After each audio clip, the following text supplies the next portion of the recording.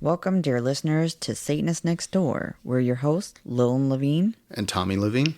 Whether you're an open-minded, curious onlooker or a fellow Satanist seeking camaraderie, our goal is to share our personal experiences and delve into the intricate tapestry of Satanism in our daily lives, occasionally inviting other guests to share their unique perspectives, leaving no pentagram unturned. We'll explore how our beliefs shape our views on society, dive into struggles and triumphs we've encountered, and reveal the humanity that unites us all. So grab your favorite chalice and join us on this captivating journey. Satanist Nextdoor is ready to peel back the curtain and offer you a glimpse into our world, one captivating episode at a time.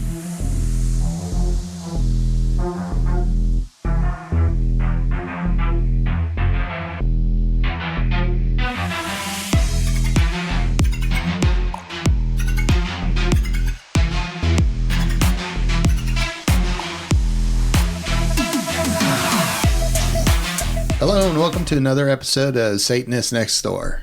Today we are going to be covering pushing religion into schools. The stuff we're kind of seeing here, especially on the front lines. Texas, Texas and Florida have both gone a little bit batshit crazy with this sort of stuff. So we're definitely seeing an uptick of religious ideology being pushed into schools, either by law or just by mandate, I guess you would say. And as parents who live in Texas, who have kids that attend school, obviously we are a little bit more attuned to what's happening in this particular state. So it's not to say this isn't happening across the nation. I know it is.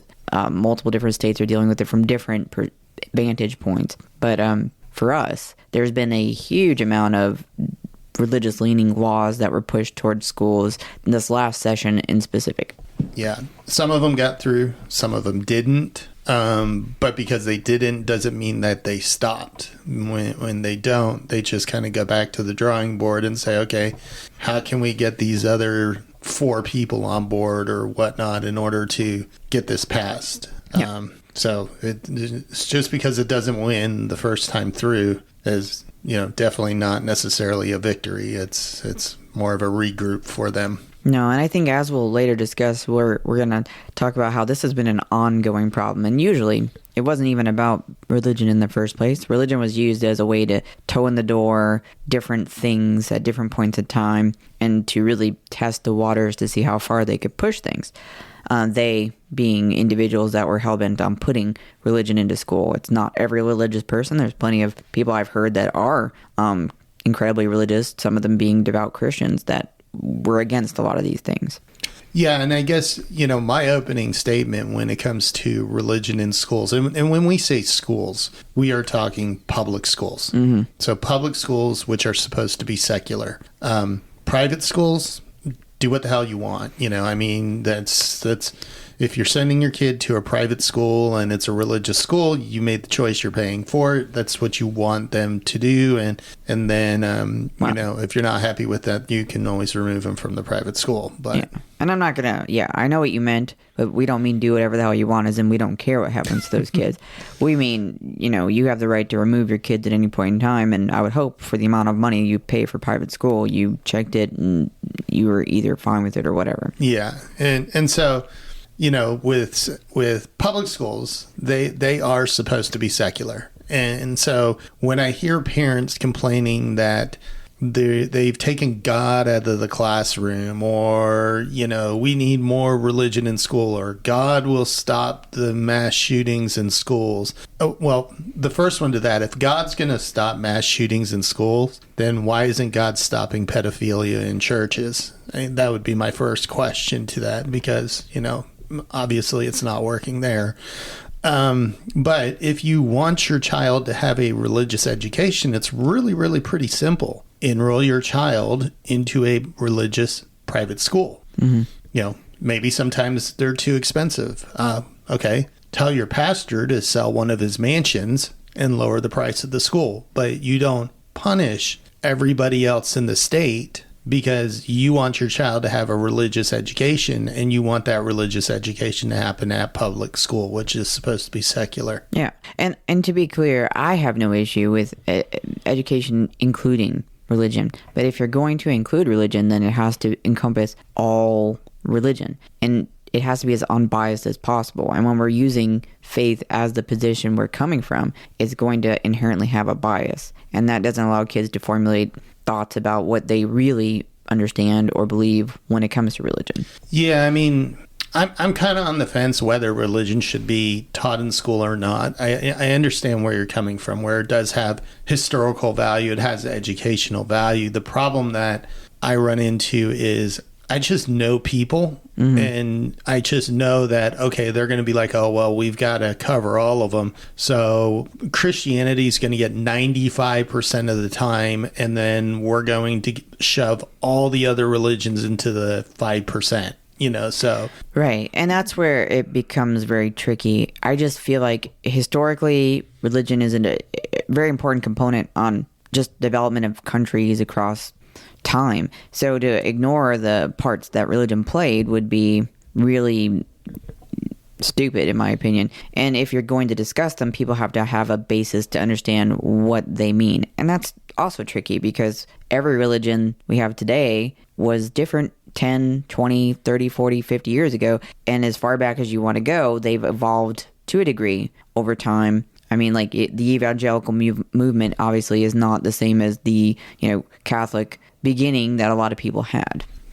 Yeah. I mean, evangelicals and Catholics are on like two totally separate sides of Christianity, which both of them kind of call each other not Christians. They're that far apart. And part of this will be anything from, putting the 10 Commandments into schools. But one that you've brought up a lot is, corporal punishment in schools, spare the rod, spoil the child, the whole thing that they argue using religious doctrine. Yeah, that was one that was presented. That was a bill that actually didn't pass. And it was House Bill 772. It was presented earlier this year, being 2023. And the argument was to remove corporal punishment. So the bill, if it would have passed, would have removed corporal punishment as an option. At this time, I believe only 19 states allow it, which is still way too many. Out of 50, though, 19 is much better than it could be. I would like 0. But the bill, which was defeated by 86, it was a 58 to 86 vote, often had people bringing up religion as the reason why it had to stay. That paddling to provide the corporal punishment was in line with biblical philosophy, where, we are wise members to follow the design that God has for disciplining children, is what one of it was Schaefer, who's a representative, said in their explanation why it should not be removed. So God wants us to beat our children, basically. Yeah. It is, and I'm going to try and remember when I post this episode on social media to include some of these links in here. There's actually a map, and the map's pretty damn telling because it's got blue for states that have no corporal punishment, it's not allowed, and then it's got different shades of red for the states that do allow corporal punishment. And surprise, surprise, it is the Bible Belt below the Mason-Dixon line that they're all red, whereas above in the West Coast, they're blue. They don't allow corporal punishment. So they've kind of obviously moved forward in their way of thinking, whereas down here in Yeehawville... and that map isn't even up to date with where we are right now. But it does show very clearly where things are going and where they have been.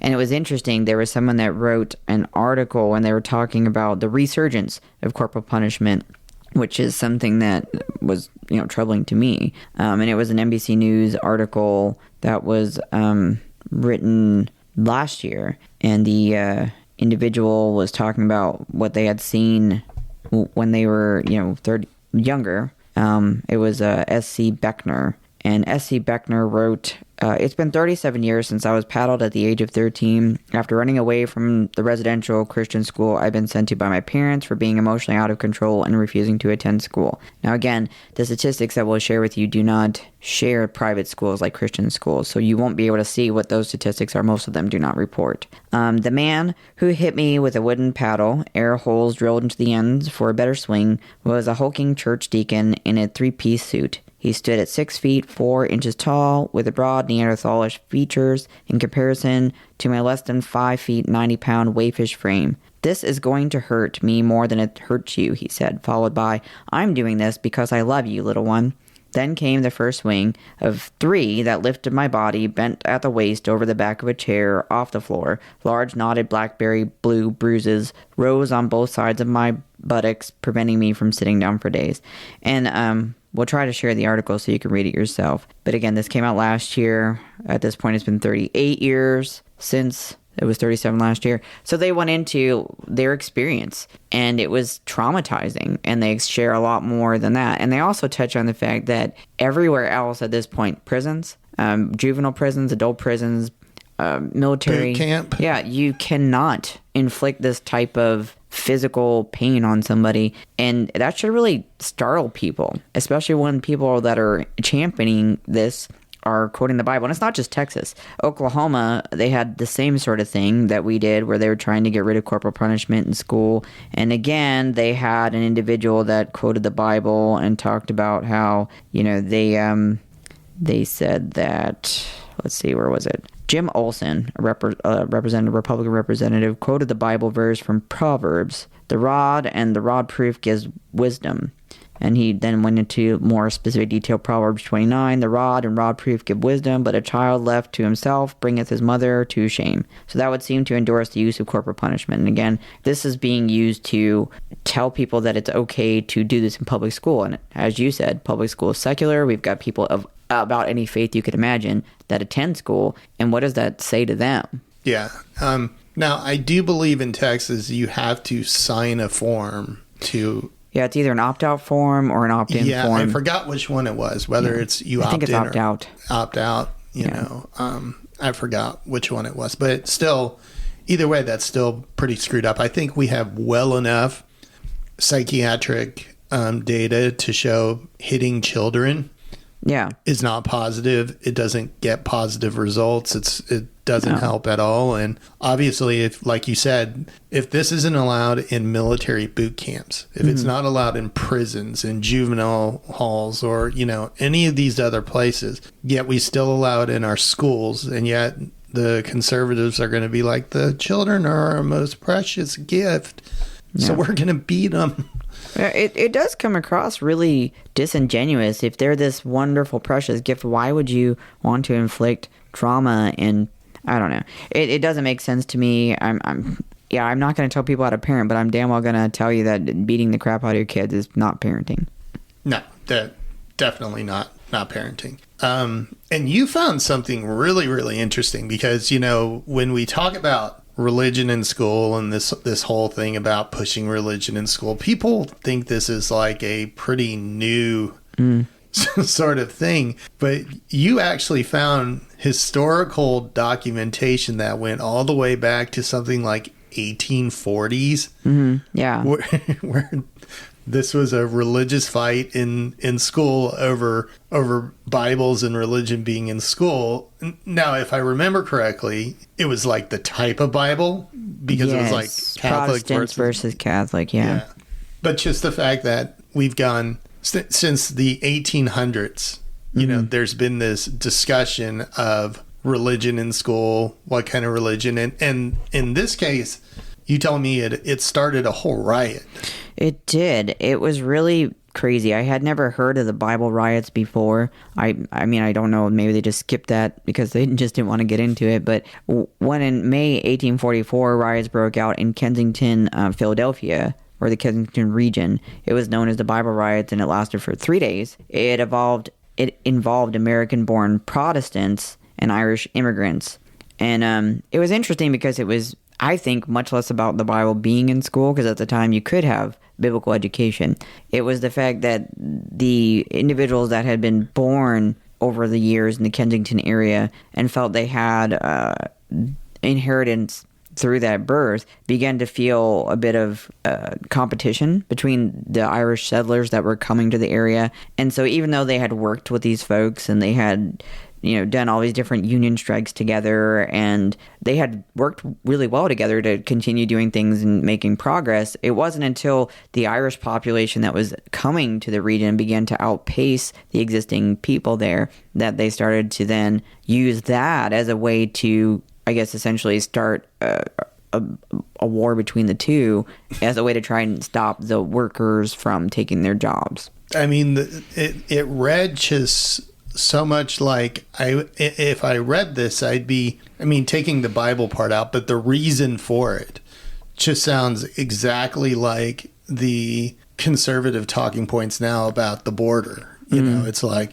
they're taking our jobs, they're taking our houses, they're bringing crime, these darn immigrants. Well, these are Irish immigrants at that time, and it's just amazing that you just rinse and repeat the same shit over again and people fall for it and they're like, yeah, which is important to remember when you see religion being injected into the argument wherever it is. A lot of times it has a lot more to do with other things, and it's just a way to try to combat something on another front. So yeah, it was really interesting, but it was not, like I said, that was one thing that didn't pass that should have passed, which would have prevented corporal punishment. The other issues that we've seen where obviously the In God We Trust thing did pass, and I believe that was last year. So explain to them what the In God We Trust was created as the motto for the nation, and that is how they decided that they'd be able to install it in every public school in the state of Texas.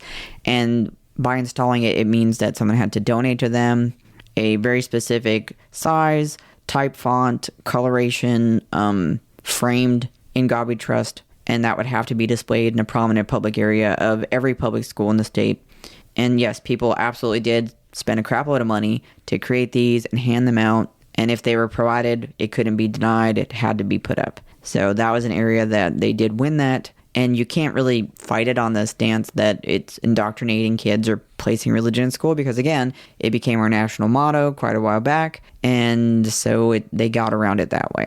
Yeah, in like the 50s, it became our motto, right? If I remember correctly, it was the way that we could fight against communism. So thumb our nose at the invasion of communism as we were in the Soviet era issues. Yeah, and yes, because I'm going to have somebody come back on this, because when I've talked about it on social media, people will be like, In God We Trust was on our money all the way since like the 1800s. Yes, in the 1800s, on certain coins. Mm-hmm. Certain coins, I think it was like the 2-cent piece, they had In God We Trust, but it was added to money and all of that as part of our actual motto more in the 50s. That's when it kind of became the big thing. So yes, in the 1800s, there was a 2-cent piece that had In God We Trust on it. But it wasn't on the rest of the money. If we're going to argue that, then there was in 1787, there was a Fugio cent that was actually Benjamin Franklin. It was a design that actually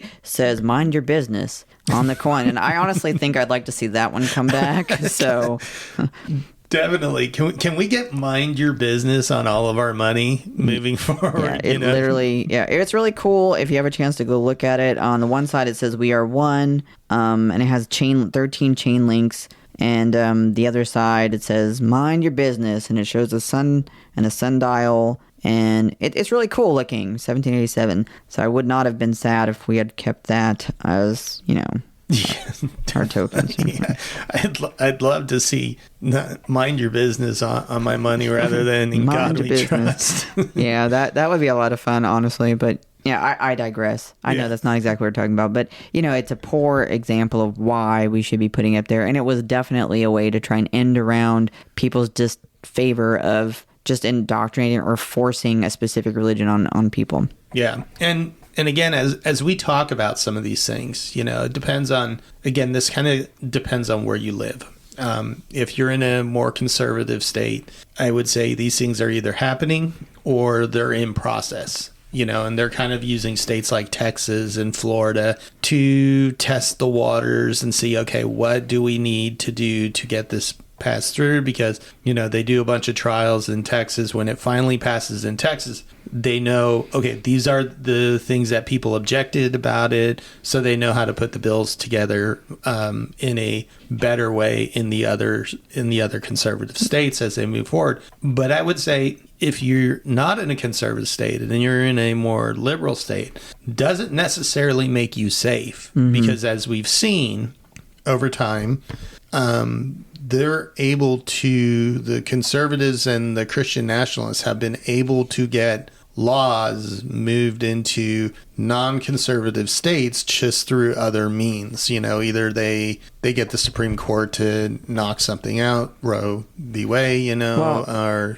the Supreme Court just arbitrarily decides to pick up a case and move forward with that as a way to, I guess, push something. They've done that in several different instances. One of the ones that involved, again, religion in school was the praying coach that ended up losing. Well, they didn't actually lose their job, so I'm not going to say lost their job. They didn't renew their contract, but people made it very clear that they didn't feel what he was doing was right, and then he used that as his validation for why he shouldn't be in that environment. But he tells everyone he lost his job. He actually just didn't renew his contract. So yeah, and again, that's fine. If the problem that I have with all of this is, it's like, okay, but why is your religion more important than everybody else's? If you get time to pray, then everybody else should get time to pray or worship in some way, shape, or form. If you get 5 minutes, then everybody else gets 5 minutes. I guess we got to take an hour or two out of the day just to do,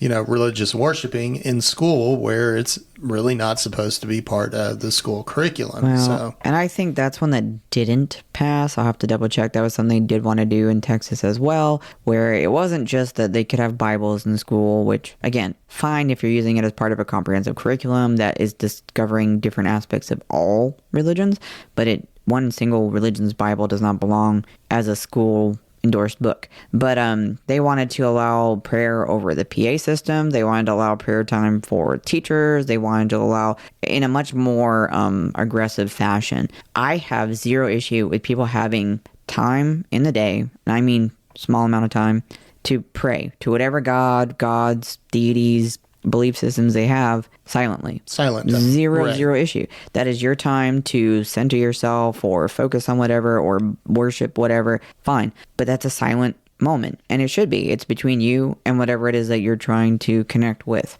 Yeah. I mean, if you're going to do it, do 5 minutes of silent time in the morning. And if you want to take that 5 minutes to pray silently again to yourself, then so be it.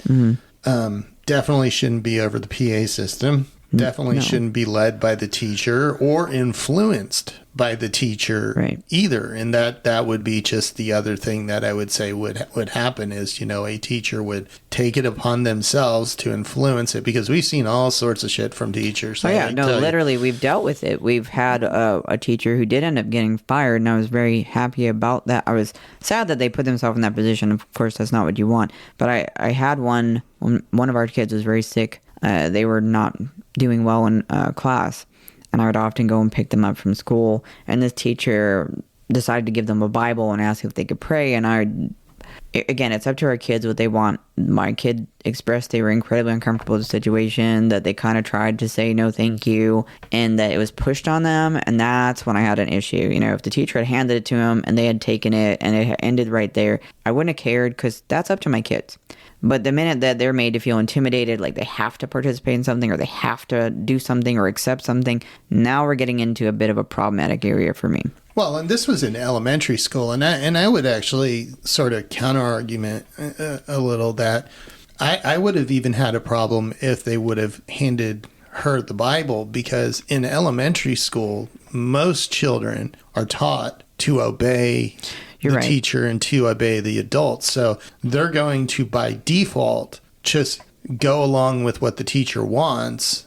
Right. I guess to preface that, we have always been very open with our kids, and they've been allowed to go to church with, family members or whatever, anytime they wanted to do that. So at that point, I know she had been exposed to it, and I knew if she accepted it because she just wanted to be polite or whatever, that was fine. But other kids, they don't necessarily have the wherewithal to understand that. So yeah, definitely it was not appropriate. Yeah. I mean, we've raised our kids to be free thinking, critical thinking since a young age. And we've also, raised them that adults aren't always right. Even us. Yeah, even us. But, just because an adult tells you to do something does not mean that you need to do that. And, that goes a little bit into things like bathroom breaks and stuff like that they try and restrict in schools. And yeah, we had one kid that just wasn't going to put up with that and kind of directly put the kibosh on it. So. Yeah, she. It is a good story, so I'm going to tell it on this because. I'm sorry ahead of time. No names. No names. It was in high school, and she asked permission to go to the restroom, and the teacher said no. Which I'm sorry, that's just bullshit. If somebody has to go take a leak or something, let them go to the bathroom. You damn well know they're not paying for the doctor bill if they get a urinary tract infection. But anyway. And so we had always told our kids, if a teacher or somebody in school tries to tell you, no, you cannot use the bathroom, to just go anyways. And if the school wants to call, they can call us and we will totally back you. And so she asked, the teacher said no. She got up, she started walking. The teacher said, what are you doing? And she said, I'm going to the bathroom. She said, you can't go to the bathroom. And she said, look, I'm going to take a piss. Now, I can either do it in your garbage can right here in front of the class, or I'm going to the bathroom. And the funny thing is, knowing this child, she would have dropped pants and pissed in that garbage can right there in front of the whole class if the teacher would have challenged her on it. So needless to say, she went to the bathroom, and they never called us on that one or anything, because by then the school kind of knew we're not going to really get anywhere with their parents because, yeah. We're that parent. And I'm going to shamelessly plug a little bit. If you guys are involved with the Satanic Temple or have curiosity about it, there is actually a Protect Child project that deals with this exact thing. And there is a card that your kids can have that you can, give to them, that they can present to their school quietly, privately, that says that they have inalienable rights and bodily autonomy, and that if those rights are infringed, then it can cause further action. So it's a really cool thing.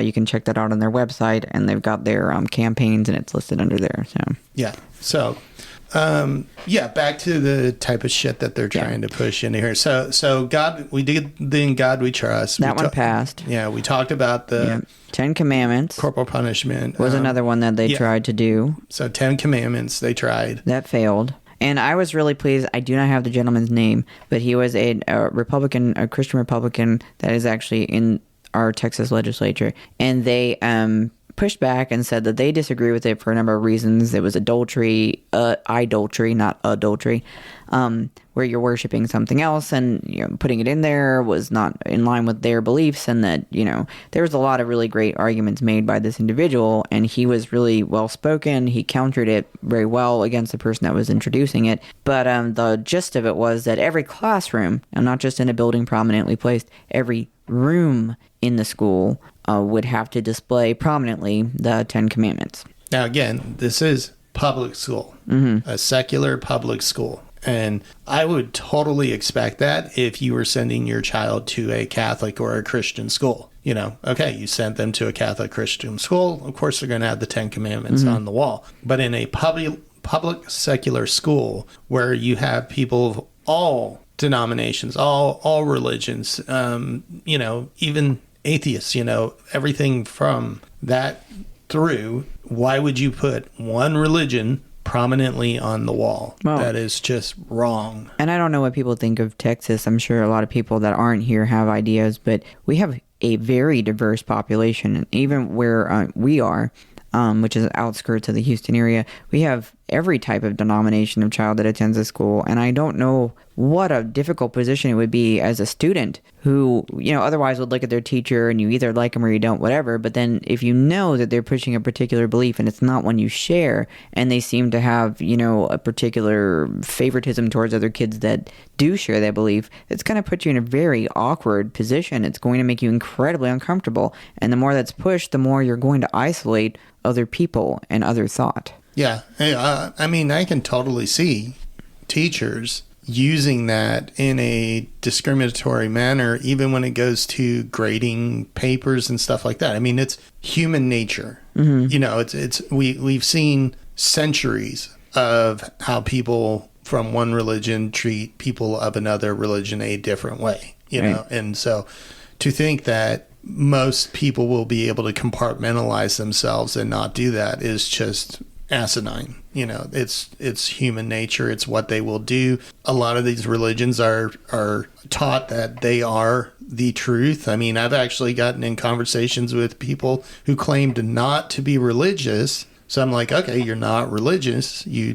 don't believe in God no, I believe in God and Jesus and Christian. I'm like, okay, so you're religious. No. I'm not religious because Christianity's the truth. Or it's a relationship. And and religion is a false belief. And so because I'm Christian, I'm not religious.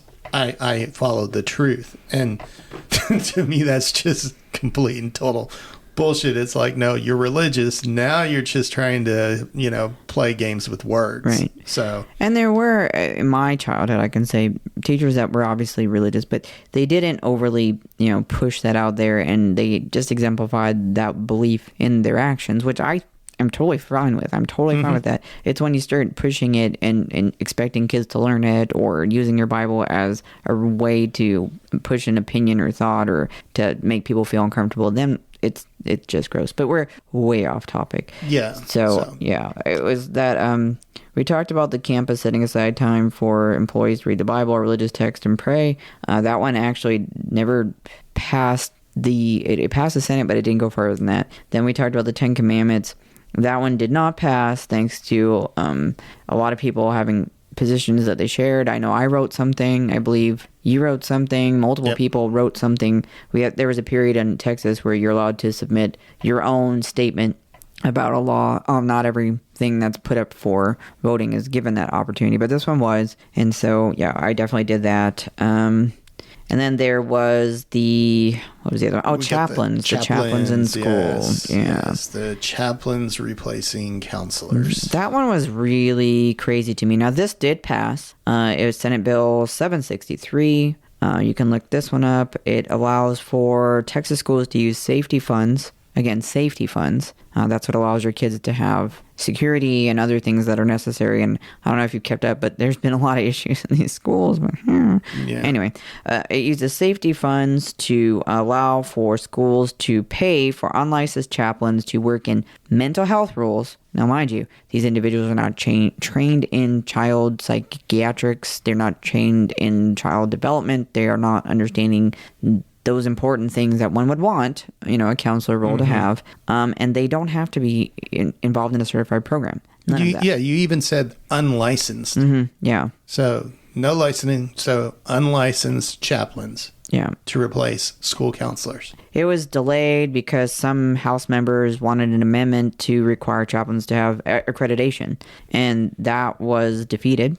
There was also a request to allow it to be pluralistic, to allow people of different faiths. That was defeated. It was also requested that parents would be able to opt out. That was defeated. So what finally passed was what they wanted in the first place, which was just to ensure that they would be allowed to do that. Now, they made sure to say that no school can be compelled to do this, that it's up to them, and they can put whatever rules and regulations in place that they want as they see fit. I don't know if you know much about schools, but if they do adopt this, which the board has to vote on, and the board is made up not always of people that the community has put there, then they would be able to arbitrarily decide what the recommendations and what the requirements would be around this program. Yeah.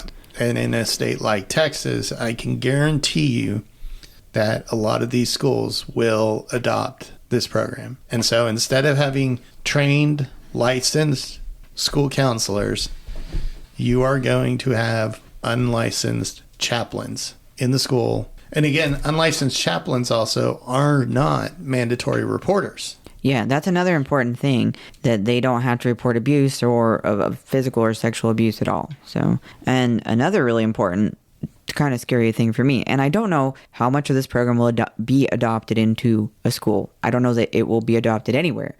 People may opt to just not do it at all. If you are in Texas and you don't like this idea, please write your school board. because that's going to help with that. But Maybe. It does make a difference because these school boards do need community support. And so the less support they have, the more likely they are to not support it because they want to continue with their position. Yeah. But again, that's not a guarantee, but it is important that you voice your concerns.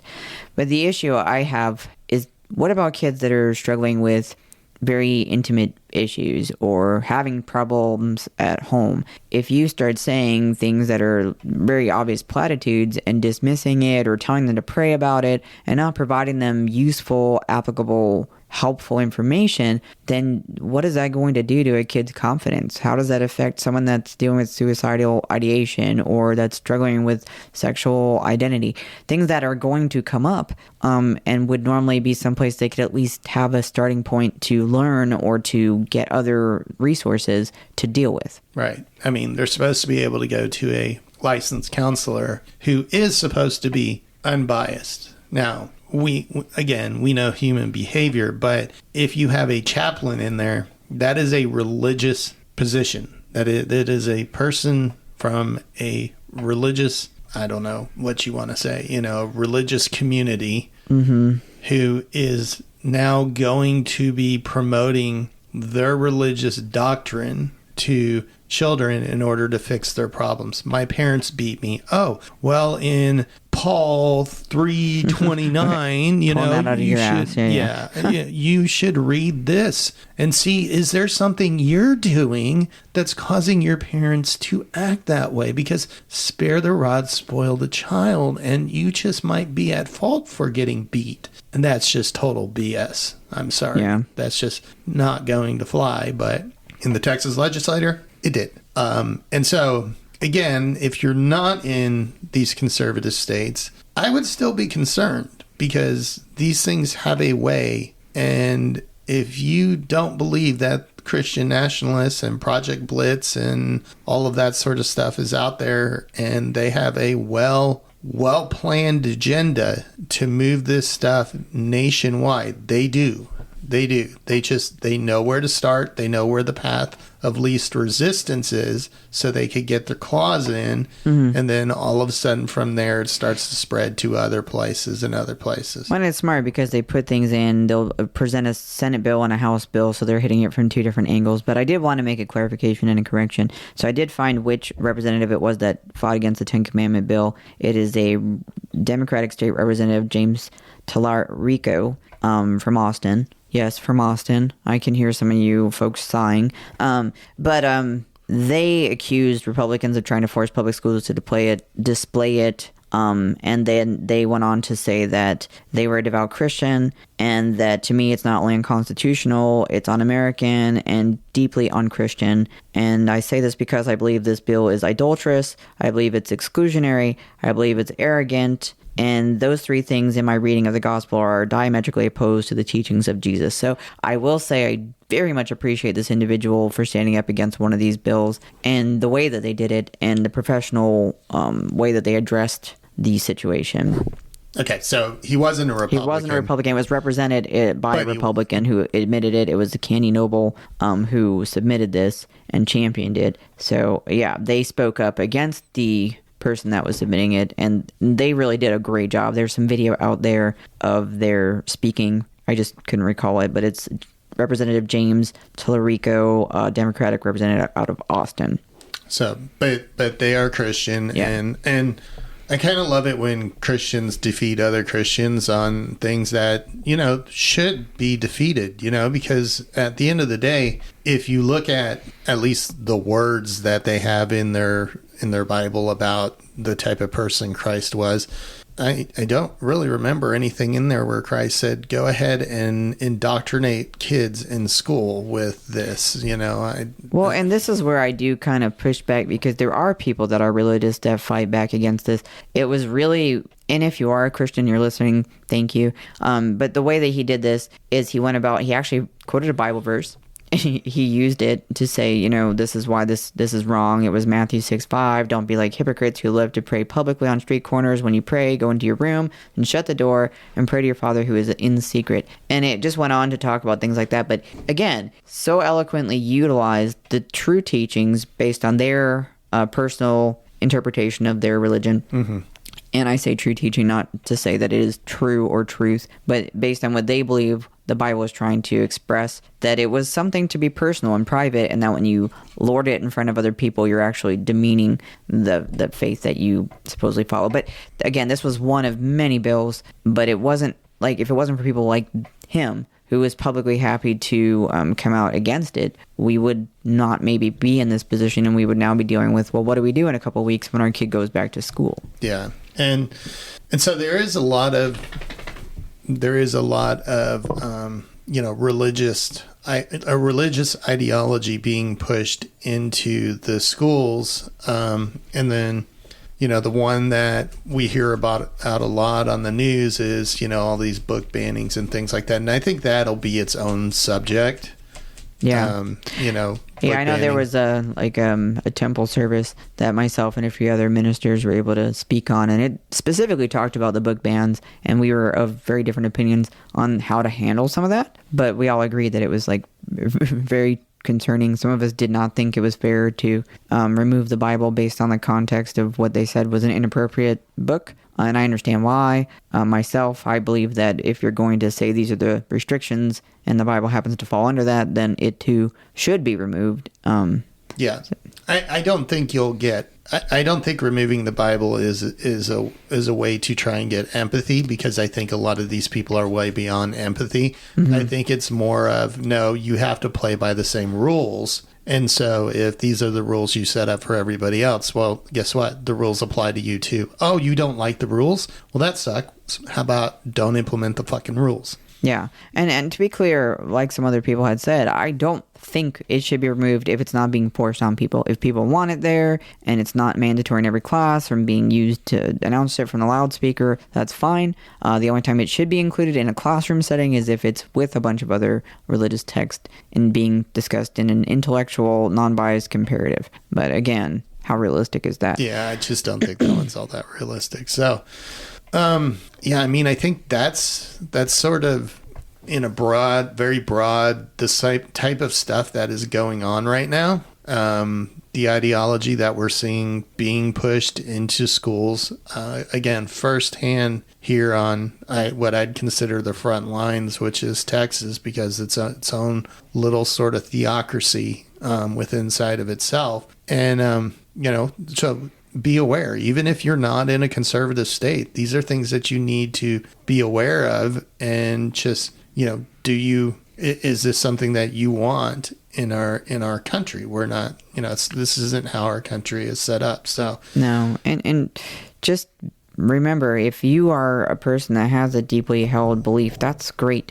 And if you want to teach that to your kids and have them grow with that, you have ample opportunity outside of school. There's lots of different opportunities for you to share that with your kids. And if you have been honest and upfront and shared with them things, don't be afraid for it to be challenged, because that's the only way that we learn where we fit within the world and what our beliefs are for ourselves. You could share whatever you want with your kids. That does not guarantee they're going to take to it, and that's okay. Yeah. I mean, we've always supported our kids no matter what they wanted to study. We opened it up to them and allowed them that opportunity. And that's generally the way that most Satanists, is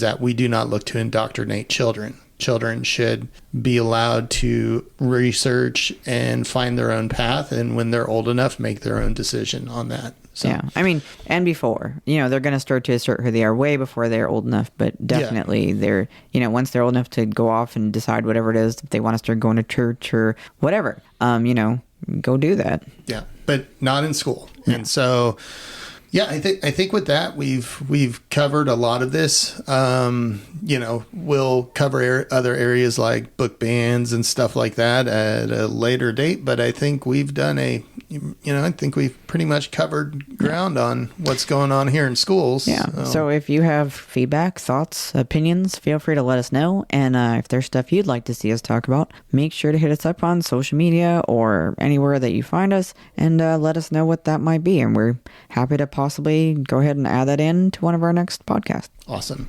Hail Satan. Hail Satan.